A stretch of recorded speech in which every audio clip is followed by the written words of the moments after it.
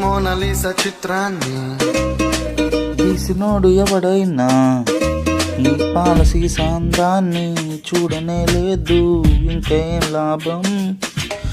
కోహినూరు వజ్రాన్ని ఎత్తుకెళ్ళినోడు రాజైనా, దాని మెరుపు నీలోని దాగి ఉందని తెలియలే పాపం. ఎంతలా నువ్వు పుట్టుకొస్తే నేను మాత్రం ఎంతనే పొగిడి పాడగలను.